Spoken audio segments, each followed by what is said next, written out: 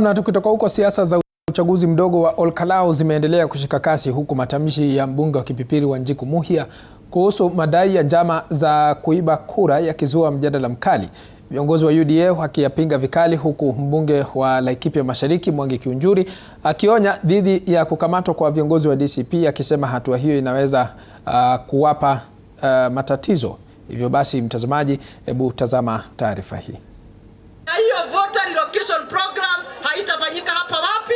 Olkalau. Joto la kisiasa linaendelea kupanda katika eneo bunge la Olkalau, huku viongozi wa chama cha UDA wakimshambulia vikali mbunge wa Kipipiri Wanjiku Muhia kufuatia matamshi yake kwamba viongozi wa DCP hawatawaruhusu watu ambao si wakazi wa Olkalau kushiriki katika uchaguzi mdogo eneo hili. Mambo ya kutishia watu ati wakikuja Olkalau na waonekane ni wageni, hiyo ni mambo yamepitwa na wakati. Sisi tunakaribisha wageni hapa Olkalau na hapa Nyandarua. Wageni wakuje na wakuje wote.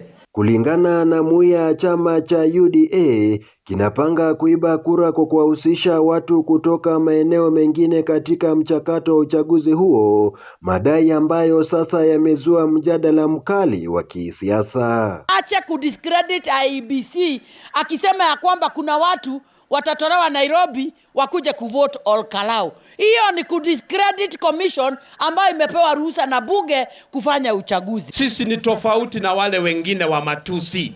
Sisi tunakuja hapa kuhakikisha kazi ya Olkalau imefanyika kama vile inafanyika Mathira constituency. Wakiongozwa na mwenyekiti wa UDA ambaye pia ni gavana wa Embu Cecily Mbarire, viongozi hawa wamepuuza madai hayo, wakiyataja kuwa ya kupotosha na yasiyo na msingi. Kazi ni kazi.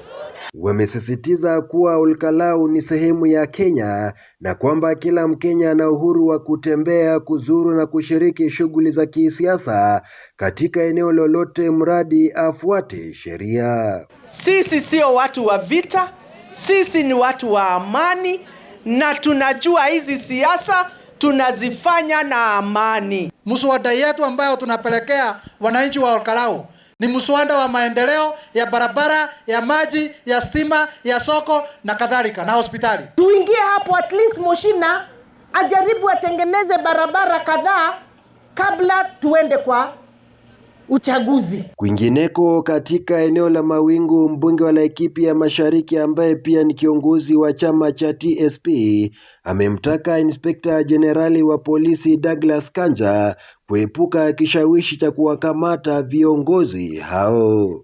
Tunajua vile wanataka.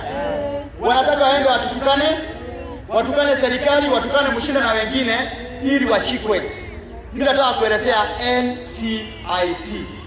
Musishike mtu yoyote.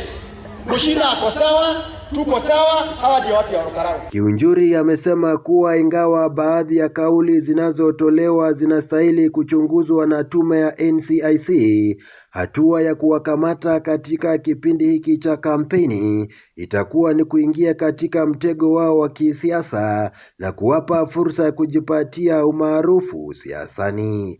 Laban Muhinda, TV 47.